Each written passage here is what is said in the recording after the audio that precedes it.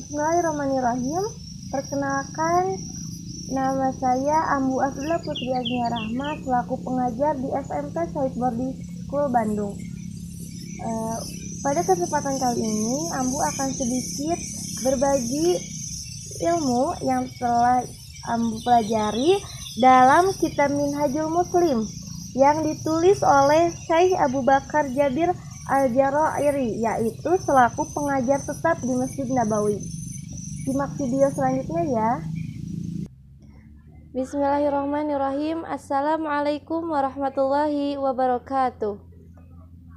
Alhamdulillah wa alhamdulillahirabbil alamin. Nahmaduhu wa nasta'inuhu wa nastaghfiruh wa na'udzu billahi min syururi anfusina wa min sayyiati a'malina may yahdihillahu fala mudhillalah wa may yudlilhu fala hadiyalah.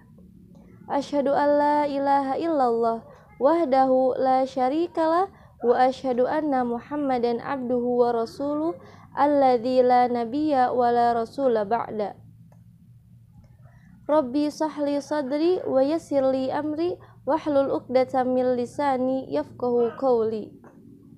Amma ba'du. Qala Allah Ta'ala fil Qur'anil Karim, a'udzu billahi minasyaitonir rajim.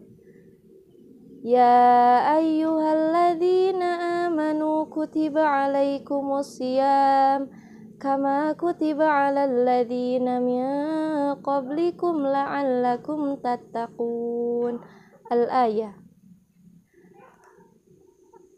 Pertama-tama dan yang paling utama, marilah kita panjatkan puji dan syukur kita kehadirat Ilahi Robbi yang mana telah memberikan kita kesehatan berupa iman ataupun Islam sehingga kita masih bisa saum di bulan suci Ramadan ini. Tidak lupa salawat dan salam semoga tercurah limpahkan kepada junjungan kita yakni Habibana wa Nabiyana Muhammad sallallahu alaihi wasallam yang mana telah membawa kita dari zaman jahiliyah menuju zaman Islamiyah dan dari zaman kegelapan menuju zaman terang benderang yakni dinul Islam.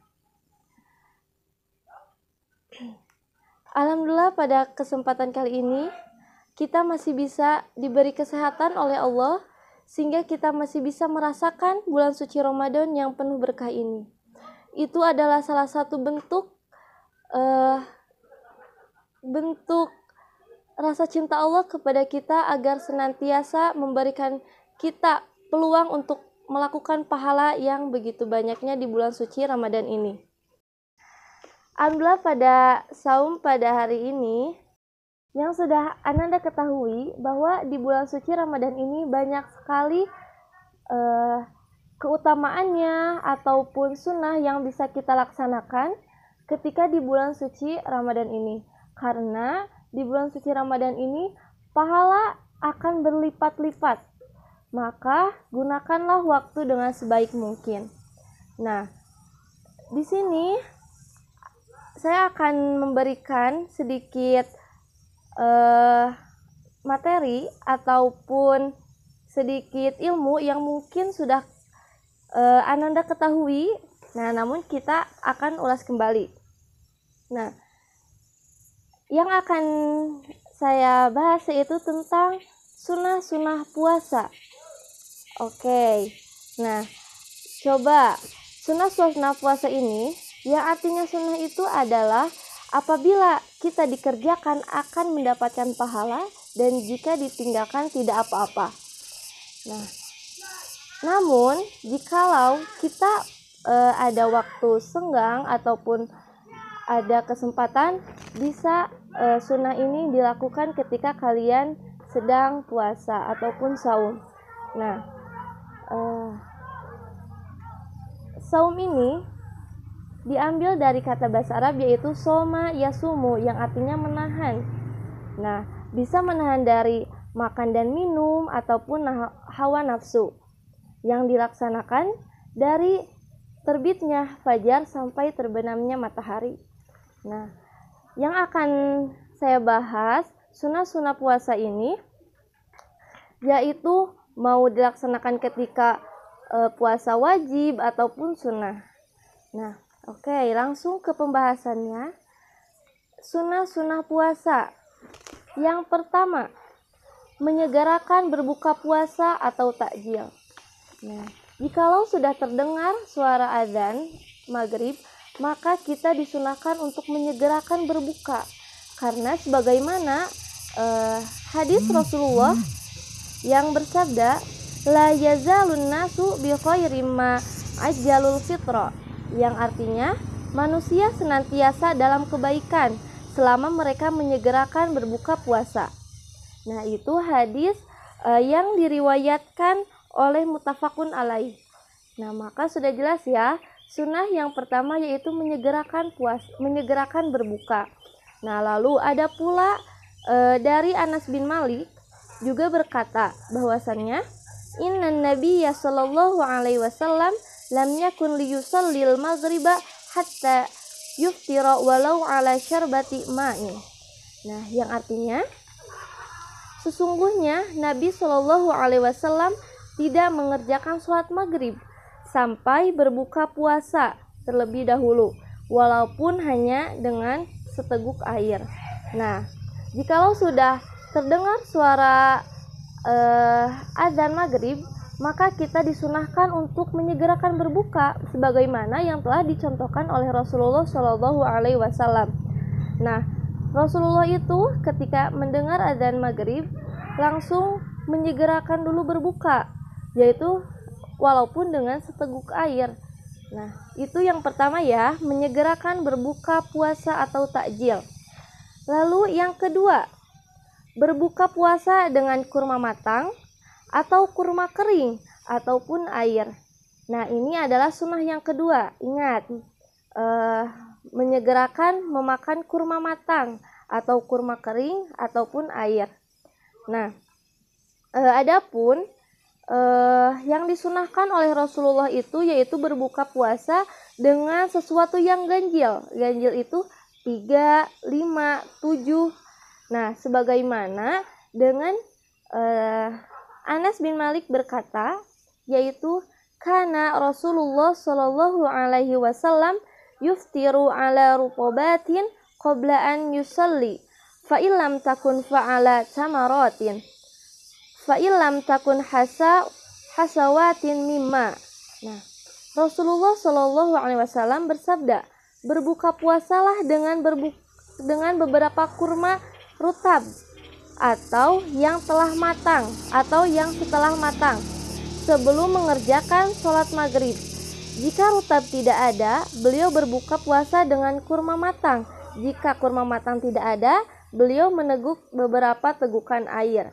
Nah, jadi Rasulullah itu ketika berbuka puasa itu memakan kurma yang kering terlebih dahulu atau disebut dengan kurma rutab. Nah, jika kurma rutab itu tidak ada, Rasulullah memakan kurma yang sudah matang. Nah, jikalaupun tidak ada kurma yang telah matang, maka Rasulullah meneguk air. Nah, itu adalah sunnahnya ya, memakan kurma. Jadi jangan langsung memakan yang pedas ataupun yang asam-asam. Begitu ya. Nah, itu sunnah yang kedua. Kita lanjut ke sunnah yang ketiga, yaitu berdoa ketika berbuka puasa. Nah, jangan sampai kita melewatkan doa ketika berbuka puasa, karena ketika berbuka puasa itu kita berdoa, semua doa yang kita harapkan, yang kita inginkan, insya Allah terkabul. Karena pada waktu berbuka itu adalah waktu mustajabnya doa. Maka perbanyaklah doa ketika buka puasa. Nah, ada yang tahu doa berbuka puasa itu seperti apa? Ya, ada yang Allahumma lakasumna wa ala rizkika aftorna. Nah, ini diambil dari hadis Abu Dawud yang artinya, ya Allah, untukmu kami berpuasa dan dengan rezekimu kami berbuka. Nah, itu adalah hadis dari Abu Dawud. Nah, ataupun berdoa dahabat doma'u wabtalatil uruku wasabatal ajru insyaallah. Nah, setelah doa itu coba berdoa apa yang kita mau, apa yang kita inginkan di waktu dekat ataupun panjang, insya Allah terkabul oleh Allah, dikarenakan itu adalah mustajabnya doa. Nah, lalu sunnah yang keempat yaitu sahur. Kok sahur menjadi sunnah? Ya, karena pada saat sahur di akhir malam dengan niat puasa. Niat puasa ini bisa diucapkan oleh lisan ataupun di dalam hati kita, ya. Itu bagaimana kita sendiri, karena dengan sahur pun kita sudah berniat untuk berpuasa. Nah, kenapa kita harus sahur? Dikarenakan Rasulullah Shallallahu Alaihi Wasallam pernah bersabda, Inna fadla ma baina siyamina wa siyami ahlil kitab akalatus sahur, yang artinya sesungguhnya pembeda antara puasa kita dengan puasa ahli kitab adalah makan sahur. Jadi ahli kitab itu tidak sahur, maka Rasulullah pun membedakan antara kita sebagai umat muslim dan ahli kitab dengan adanya sahur. Nah, ini adalah salah satu sunnah ketika kita berpuasa. Nah, lalu ada pula hadis yang mengatakan tasahharu fa inna fis sahuri barakah, yang artinya makan sahurlah kalian karena sesungguhnya di dalam sahur itu terdapat barokah. Maka ketika sahur kita perbanyak juga doa, ya, karena ketika sahur pun itu adalah mustajabnya doa. Nah, itu yang keempat. Lalu yang terakhir nih, sunnah ketika saum itu yaitu mengakhirkan saum, ya. Jangan terlalu pagi dan jangan terlalu mepet juga, tapi setengah-setengah gitu. Nah, mengakhirkan sahur sampai bagian akhir malam. Nah, terdapat dalam sabdanya Rasulullah Shallallahu Alaihi Wasallam yang berbunyi, la tazalu ummati bi khairin ma'ajjalul fitra wa akharu was sahur, yang artinya umatku senantiasa dalam kebaikan selama mereka menyegerakan berbuka puasa dan mengakhirkan saum. Nah, itu adalah sunnah yang kelima, yaitu mengakhirkan sahur. Nah, lalu pada saat itu ini bercerita waktu sahur dimulai sejak pertengahan malam yang akhir dan beberapa saat sebelum fajar tiba. Nah, ketentuan ini dinyatakan oleh Zaid bin Sabit. Dia berkata, kami melaksanakan sahur bersama Rasulullah, kemudian beliau berdiri untuk sholat. Aku bertanya, berapa jarak waktu antara adzan dengan sahur? Rasulullah pun menjawab sekitar membaca 50 ayat. Nah, itu adalah jarak antara adzan dengan sahur, yaitu sekitar membaca 50 ayat. Seperti itu.